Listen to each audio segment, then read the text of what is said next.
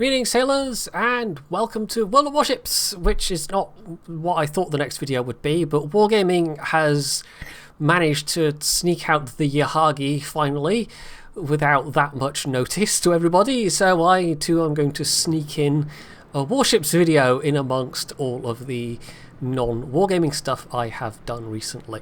So this is a tier 5 premium cruiser and there aren't actually that many of them. There's the Marbleheads, there's Murmansk, there's the Krasny Krim, there's Exeter, there's this, and then there's the upcoming Genova, which has actually been improved since the first test version, I am pleased to say. Genova's actually not half bad now. This, however, yeah, I mean, I'm not going to say it's terrible. It does have redeeming features, which you'll see in this game, but the guns ain't one of them. The start of this replay is in fact going to be almost embarrassingly bad in terms of gunnery because, well, it's only my second game in it. The previous game I'd played in Murmansk with rather better ballistics, and compared to this, yeah, the ballistics on these guns are terrible. They are really bad. Even at comparatively short ranges, these practically go to the moon and back. On top of that, you've only got 6 barrels, just like the Arethusa, or as we know it in-game, the Hwanghae. This at least, however, has got a better range than the Hwanghae, but even trying to hit stuff at max range, it's like, good luck. Because not only do you not have a lot of barrels, not only do the shell ballistics leave one or two things to be desired, but also the accuracy of the guns is not particularly great either, which makes it especially terrible at dealing with destroyers. Now this is my IFHE Megami captain, it's a 15-point captain.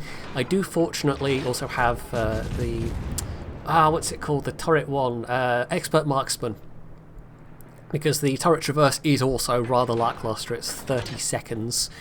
So yeah, expert marksman's definitely a useful skill for this ship to have.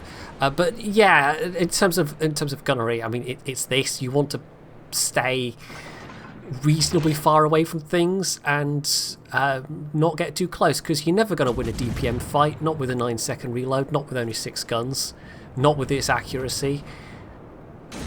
So what's left? What could possibly be even remotely good about this ship? Well, the torpedoes. Now again, it's a mixed bag. You have awful torque drop angles, as you saw just then. Seriously lackluster, like almost as bad as Yubari torque drop angles. The plus side, however, is the torps themselves, which do, I think, something like 17k damage, just over, and you get 8 of them. And they have 12-kilometer range. So that's not too shabby. I could in fact have put all 8 torps out against that Wyoming and probably would have done more damage as a result, but I wanted to hang on to the second set just in case I needed them, because it's not an especially quick reload. Now they're also not particularly slow, they're 60 knots, and the 60 knots combined with the 12 kilometers means that actually this ship is a really good candidate for having a torp acceleration captain on, which would bring them down to 9 point something. It'll come up in a second. I've got WoW's fitting tool up on the other screen so I can look at this stuff up and not have to rely on my oh so wonderful memory. 9.6 kilometers, which is still, you know, it's pretty good.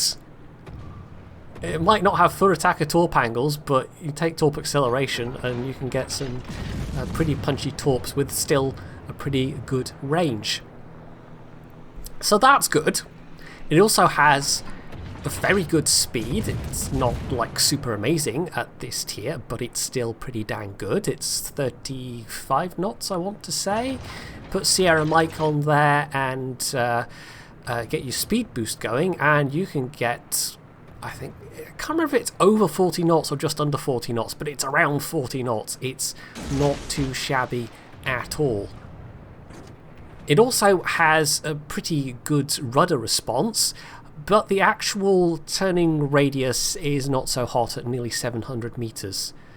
So it's not a great twisty-turny ship like the Murmansk is, which also has the benefit of, you know, being an Omaha. and having just guns all over it so that you've always got some guns available.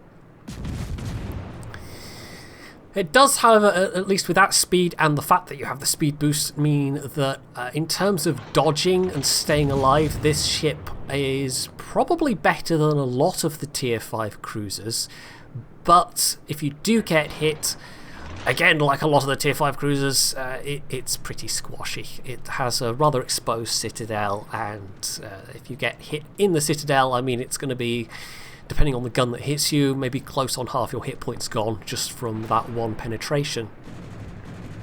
So the armor's, you know, definitely one of the liabilities, but that's not special at this tier at all, especially not for a cruiser. The last good point, really, about this ship is the AA.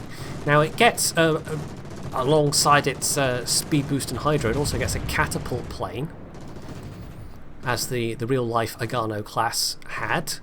Also a lot of strange-looking lumber on the deck. I don't know why that's there. I did ask in the Discord, but yeah, I might flash that up on screen because you don't maybe get a good view of it while I'm playing this. But the AA armament is... I'm completely getting sidetracked. The AA armament is pretty decent, at least versus tier 4 carriers.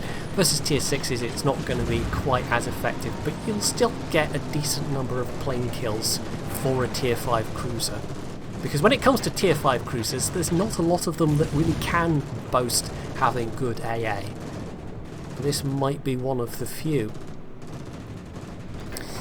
But for ships, not ships, for planes not going for me, I'm not going to use a fighter just yet, especially as I don't have a superintendent on this captain, so I've got to be a little bit careful about using my consumables, and it will come in useful later on, definitely. Damage-wise, I've not done a huge amount so far. In fact, I think about half of that, well, a little under half, has been from that one torpedo hit.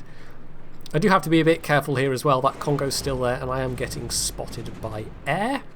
But the Congo seems to be concentrating on that Koenig for now, so I'm just going to keep trying to hit the Congo. But you'll see, I'm maybe not that effective with my guns, because I just struggle with the ballistics all the way through this. Anybody that's trying to dodge, yeah, you need to give so much lead. I mean, if you've got a lot of practice with British light cruisers, with American light cruisers, you might have an easier time of it, but I don't tend to play them that much, so yeah, I think it possibly shows. The light cruiser line I think I like the most of any of them that I've played probably is the Soviet ones, because you have horrible handling of the ships themselves, but the guns are fantastic. Whereas this is really the opposite. Oh, there we go. Yeah, it's fine, it's only half my health. Yeah, you have quite a decent platform, but it's really undergunned. The actual Agano class themselves, I did a little bit of reading. They were meant as a replacement or just an updated class of light cruisers that were supposed to be like destroyer flotilla leaders, and something a bit more modern than the 1920s designs such as the Chikumas and the Kumas that were in service otherwise. And you know, compared to those, it is a bit of an upgrade, but even the Wikipedia page notes that it was rather undergunned. But it suffered from the problem of, I mean, they were a bit late getting them launched compared to when they were designed, and they just apparently didn't have the shipyard space because they were busy building carriers and heavy cruisers and things, and clearly these were seen as a less important priority. So the last of them didn't get launched until 1944, and that was the only one that ended up surviving the war. And the other three of the floor, including Yahagi itself, actually ended up getting sunk. They also had various refits, but I don't think this represents Yahagi's later refit. I think this might be Yahagi closer to when it was launched. Refit Yahagi would have probably better AA than it does, which would be nice, you know, to have a decent AA cruiser at tier 5, and that alone might be a selling point for some people. Even though it you know, could potentially be better, it's still quite decent. But I think most people will just find the firepower frustrating, as they do with the Huang He. You really don't see that being used very often. So we've come down to just not that many ships versus not that many ships, but these last two cruisers are going to be especially tricky to deal with. Now we've got the Orion and this Piotr Veliki trying to now prosecute the attack on this last pair of cruisers, and the low health Königsberg is sensibly going for the A cap, because we're not that far apart on points, and although we are now comfortably ahead on ships, those two cruisers know what they're doing, and because I have come around the corner rather than charge into those two cruisers and be focused down myself, and also to try and give this battleship some AA support, it's giving those cruisers time to focus down the Orion a bit. And of course the carriers are still in play as well. So the Orion's not done yet, but they are taking a heavy battering. And I really don't have the firepower to deal with these cruisers on my own, hence taking this much more cautious approach. So it not only benefits me in terms of getting the battleship's firepower and also the benefit of their AA, but I get to add my AA to theirs for when the inevitable planes come. But now we're firing more or less at max range. Yeah, the horrible ballistics are going to come into play again. Anybody that wants to dodge your shells when you're firing at them at anything over fairly close ranges is just going to be able to, unless they're in a slow fat battleship, because they just take so long to get there, and you don't have the rate of fire to make up for it, as with the Krasny Krim. And actually, playing this ship and thinking about tier 5 premium cruisers generally kind of got me thinking that, well, there's not that much to choose amongst them, really. Most of them are not that good, and the only one I can still confidently recommend is probably the oldest one of all. In fact, it will be the oldest one of all, the Murmansk. And a big part of it is, well, it's got all of those guns, it's got the superior AP compared to the Omaha, and it has that ridiculously responsive rudder shift that is comparable to a destroyer. It's something like 3.2 seconds. So it is extremely responsive. It's just as fragile as any other Omaha, of course, but when you've got like half the rudder shift available, it makes dodging out the way of incoming fire that much more feasible. The Krasny Krim has also got a good few things going for it, especially if you have the right captain. It does still beat some of the tier 8 cruisers in terms of range when you have AFT, but because of the ballistics, it's kind of like this. It's not that easy to hit anything other than battleships when you have that 16.8 kilometers? I don't know, it's pretty good on Krasny Krim. It's absurdly good for a tier 5 cruiser, which, you know, kind of needs something to make up for it. And then you've got the Exeter, which is again not that popular a choice, but you know, it's the Exeter's a ship I guess you play if you want a bit of a challenge, as is the Marblehead. The Marblehead's not great. It is basically inferior to the Murmansk in most ways. I think theoretically it has slightly longer range torps, but they really aren't very powerful. So that Omaha is steadily sailing towards our Hosho. The Orion is down. We managed to kill the Murmansk, and I've done a bit more damage, but not a huge amount. I am steadily racking up the plane kills though, and as these are tier 4 carriers, it means hopefully they are starting to run down on planes in terms of what they have available versus what they have to wait to replenish.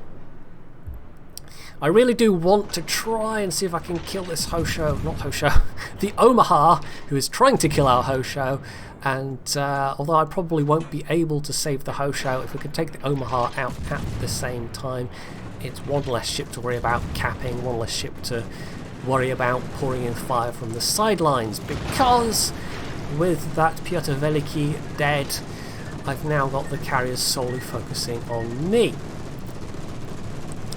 So one lot of torps out against the Langley, and fortunately the Hosho managed to burn out the Omaha, so I don't have to worry about that. Just have to worry about the planes, and although I'm racking up the plane kills steadily and my fighter is proving to be very, very useful, I'm not exactly on a lot of health at this point. The Königsberg is coming along to help, however. But if I was in pretty much any other cruiser, apart from maybe Exeter, you know, my damage output right now would be so much better. Unfortunately, I managed to get that torp before it arms, and I don't know if I'll get to kill the Langley, but there we go, get the torps out on the Hosho. No, I don't think my torps are actually going to hit because of his angle. Oh, turret traverse. Okay, so no dice on getting to kill the Langley, but I might well still get to kill this Hosho, although first I've got to dodge this last remaining torp bomber, hastily repair my rudder as well, because I don't have last stand on this captain, which might be useful. It is a fairly fragile ship, all things considered. And as the Hosho is broadside, as these are powerful torpedoes, well, this time the torps will in fact do the job very nicely. So not my finest game in terms of gunnery, but it ended up being quite interesting and showing off the AA in particular. And as I've said, I don't think it's going to be anything like this effective against Tier 6 carriers, but the likelihood of seeing a double Tier 6 carrier game is that much less than seeing double Tier 4 carriers. And against them, as you can see, it does hold up very, very nicely. Now, I was on top of that team. I actually gave the Königsberg a compliment because they clearly acquitted themselves very well as well. You also got to see some, you know, torps in action, and they did prove quite useful at the end there. I might actually put a special captain in this, just not a special captain, but a captain just for this ship, and see how I do with it tweaked a bit with things like torp acceleration, and I might stick with IFHE. Or maybe I'll drop IFHE, I don't know. The fire chance is actually not bad for the individual shells, it's just your overall output of shells is so comparatively low that it's hardly a fire spitter. It's the exact same problem that the Huanghe has. So overall, yeah, I can't really recommend this one as a serious ship to play and get credits with. It's the kind of ship you buy if you are a completionist, because after all it is a historical ship, and the 3 Aganos that were completed in time to take part in the War in the Pacific were fairly active, so you know, maybe you want it just on the historical basis, but otherwise it's one of these ships you play because you fancy a challenge.